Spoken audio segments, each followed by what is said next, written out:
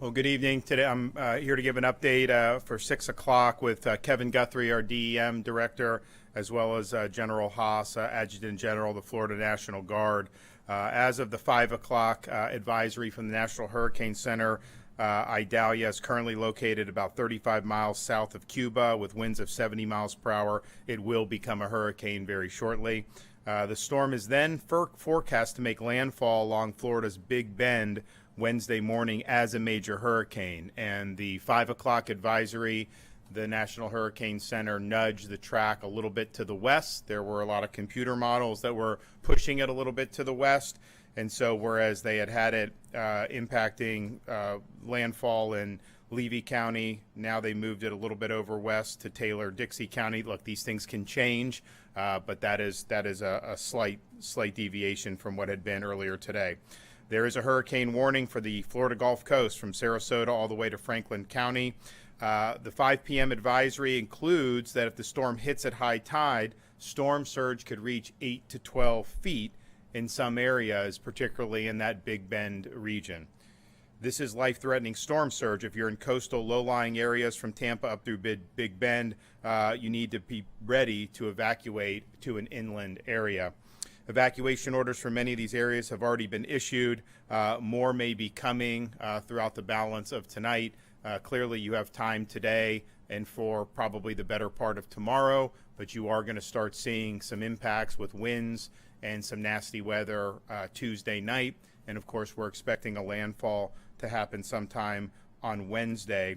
Now, to make these evacuations easier on families, I'm directing Florida Department of Transportation to waive tolls in Citrus, Hernando, Hillsborough, Lake, Pasco, Pinellas, and Sumter counties beginning at 4 a.m. tomorrow morning. Current evacuation orders for coastal and low-lying areas have been issued in the following counties: Baker, Citrus, Franklin, Hernando, Hillsborough, Jefferson, Levy, Manatee, Marion, Pasco, Pinellas, Sarasota, Taylor, Union, Volusia, and Wakulla. If you are under an evacuation directive, please heed the advice of your local officials. You don't need to leave the state. You don't need to drive hundreds of miles. You don't have to try to outrun the storm. If you're in those low-lying areas, the reason why they're advising you to evacuate is because you're going to be susceptible to storm surge. And so if you get to a place that's higher ground in a safe structure, you can ride out the storm there and then go back to your home once the storm passes and all is clear. Shelters, all these places that do this are opening shelters. I think most of the shelters will probably be open sometime tomorrow morning. That's a place you can go. You can be safe there. You can go to friend's house, family's house. You can go to hotels and do that.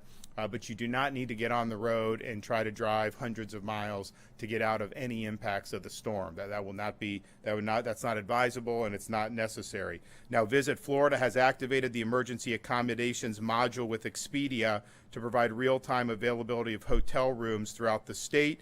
If you go to expedia.com/Florida, you can see what is available. I was able to visit today both Pinellas and Levy counties to meet with local officials and to provide an update on our preparation efforts.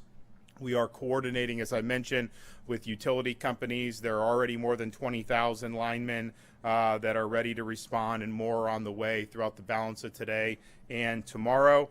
This will be an important effort to get power back on very quickly. We have spoken with local municipalities and advised them to be able to be willing to accept the mutual aid from other utility companies and their linemen so that all of our residents can get power back on as soon as possible. We've been working with the counties to make sure they know that we stand ready to assist with requests. We have received 300 requests for resources, with most of those coming in since noon today, and the Florida Division of Emergency Management is in the process of fulfilling those requests, and that will go all through the night and into tomorrow morning. We currently have over 400,000 gallons of fuel staged and ready to deploy, and additional assets are expected over the next few days. We are prioritizing gas stations along heavy evacuation routes. We now have 8 urban search and rescue teams activated to be able to respond once the storm has passed and help people that may be in distress. Of course, water, MREs, all those things staged, ready to go. Now, when you do your hurricane plan, The first few days really should be things that you have: water, non-perishable food. This stuff will be brought in, but initially that should be something that you're preparing for, so please do that. There are currently 12 shelters throughout the state opening tonight, and at least 11 more are expected to open tomorrow. And pretty much any county that issues evacuation notices, will follow that up by opening up one of their shelters, and sometimes multiple shelters. We have activated the full 5,500 National Guardsmen available in our state to respond to the storm. They have access to a lot of different assets, both on the ground and in the air. We have already deployed 247 of the Starlink internet devices. We have another 529 staged in Central Florida. Those are ready to be deployed to impacted areas and to EOCs across the state as the need may arise. So far, 38 school districts have announced school closures over the next 2 days, along with 10 state colleges and 6 Florida universities. We have had the announcement that Tampa International Airport will close tonight at midnight, and St. Pete Clearwater International Airport will close at 3 p.m. Tomorrow. Florida Commerce has also been coordinating resources, and they're having regular calls with private sector partners to make sure that they are prepared. Unfortunately, a lot of our companies, this isn't their first rodeo, so they're ready. And I tell you, during Ian, when to see Publix and some of these gas stations get up very quickly, that made a big difference. And so we're working with them, and I know they're going to play a really important role. We'll be back here first thing in the morning with additional updates. I would just caution Floridians, pay attention to what's going on in your area. Listen to your local emergency management officials. This is going to be a major hurricane. It's likely to continue strengthening all the way until impact, and it could have catastrophic storm surge in your area. We will keep you updated on the track, as that may change one direction or another, but at the end of the day, I think we've been through enough of these. I mean, if you're on that Gulf Coast, you could have major impacts even if you're outside of the cone. So please prepare accordingly. Visit floridadisaster.org/get-a-plan if you have any questions about what you may need. I would prepare to be without power. This thing comes in at Category 3. It's going to knock over trees. It's going to knock over power lines. It's going to cause an interruption in service. So just be prepared for that. Obviously, we understand how important that is by staging as many people as we do. I have no doubt those folks will get to work immediately once the storm is passed and do a great job restoring. But there is not likely to be a situation where you're not going to lose power at all if you are in the path of this storm. So please take precautions for that, and we will do our best to work with all the stakeholders to make sure that the power is back on as soon as possible. Okay, we'll hear from Kevin Guthrie. Thank you, Governor. As of 5 p.m. today, Tropical Storm Idalia was located about 35 miles south-southwest of the western tip of Cuba, with maximum sustained winds near 70 miles an hour. The center of Idalia is forecast to pass near or over Cuba tonight, and then reach Category 3 hurricane strength throughout tomorrow into Wednesday morning. Hurricane warnings have been issued for western Alachua, Citrus, Dixie, Coastal Franklin, Gilchrist, Hernando, Hillsborough, Jefferson, Lafayette, Levy, Madison, Manatee, Western Marion, Pasco, Pinellas, Sumter, Suwannee, Taylor, and coastal Wakulla counties. What you see playing over here on the right is storm surge. This is something that happened in Hurricane Ian on Fort Myers Beach. It is a classic example of what is going to happen with the storm surge across the state of Florida. We encourage all Floridians. This is on our Facebook page. This is on our Twitter page at FLSERT. We encourage you to go look at what storm surge actually does and actually is. This was approximately 10 to 12 feet of storm surge into Fort Myers Beach, and it was catastrophic damage. We are going to see portions of the Gulf Coast that will experience 8 to 12 foot of storm surge. That just came out from the National Hurricane Center at the 5 o'clock hour. They increased that chance of happening and raised that by about a foot. So we were looking at 4 to 7. We're now looking at 5 to 8 in some areas, 8 to 10 in others. So please make sure you are evacuating if you're asked to do so because of the storm surge. We also expect heavy rainfall, 4 to 8 inches, with maximum amounts in some areas as much as 12 along the Suwannee River Valley. We could see Suwannee River and its tributaries. This includes the Alapaha, the Withlacoochee, the Santa Fe rivers, all a part of that Suwannee River Valley that may go into flood stage as well. You will see isolated tropical or storm-generated tornadoes.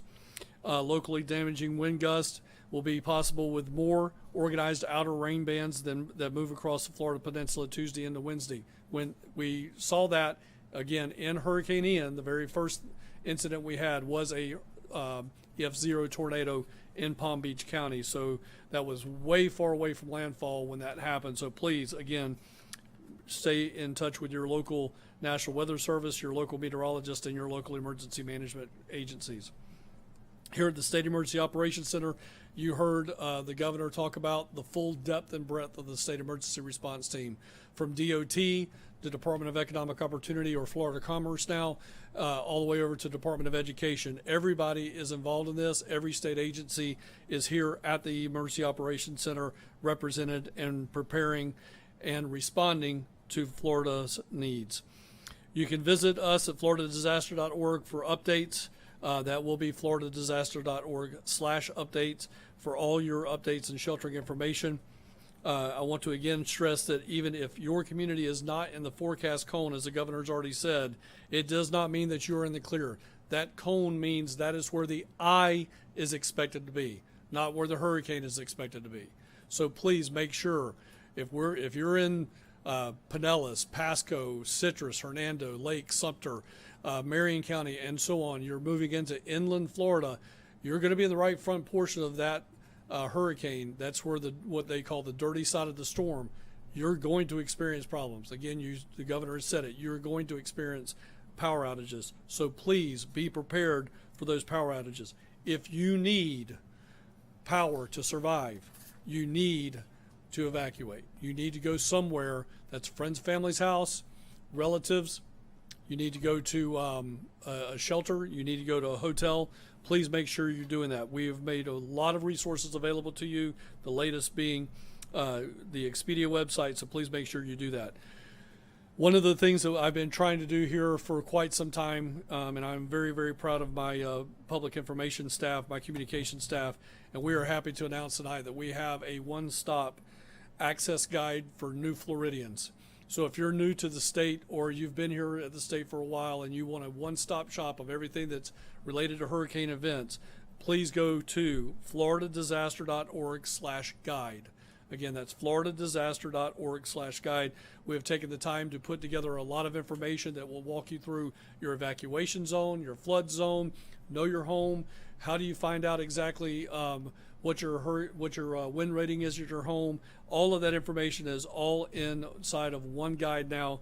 And again, thanks to my comm staff for putting that together. I really appreciate that. Again, want to reiterate, you can follow us at FLSERT on Twitter, Facebook, and Instagram. Thank you. Okay, so you have, if you're on that Gulf Coast, particularly in those areas from Tampa Bay up to Franklin County, I mean, you know, you've got some time. You've got today, you've got probably most of tomorrow, but this thing's going to be here, and you're going to start feeling effects probably Tuesday night, and it will make landfall sometime on Wednesday, maybe Wednesday morning, and the impacts will be significant. And it's not just wherever the eye of the storm is. There's going to be a lot of surge up and down the coast, so please prepare for that and make sure you're making decisions that are going to protect you and your family. Okay? Any questions? Yeah, after Ian, there were insurance companies accused by their own adjusters of denying claims or deliberately lowballing claims. Do you have a message for insurance companies ahead of this storm? Well, we're going to be watching. We have more consumer protections now as a result of what we did in the most recent legislative session. And I know I'm going to be with the CFO tomorrow, Jimmy Petronas, and it's going to be something that he's going to be paying very close attention to. So we want to make people whole who pay for this service. And I think that they deserve to have their claims honored. There are a number of prisons in this part of the state. What's the state doing to protect staff and the inmates there? So I spoke with one of the Department of Corrections emergency coordinating officers this morning, and they started yesterday enacting their plans for the facilities, especially up here in the Panhandle, and moving individuals around, making the preparations, bringing in the extra staff. So again, the Department of Corrections and Secretary Dixon are on top of that. They are moving forward with their plans, taking protective actions as necessary. Can you elaborate on what some of those protections are, or inmates being moved, for example? If Secretary Dixon needs to move the inmates, he will move those inmates. Typically, we do, in any hurricane situation, the State Department of Corrections will make those transports and movements as necessary.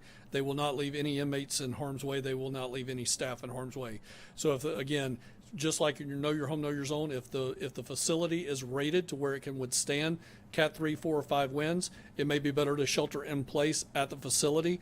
Most of those locations, State Department of Corrections facilities, have full generation, so it may be better for them to stay there unless they're in a flood zone, an evacuation zone. If that's the case, then Secretary Dixon will move those individuals to safety.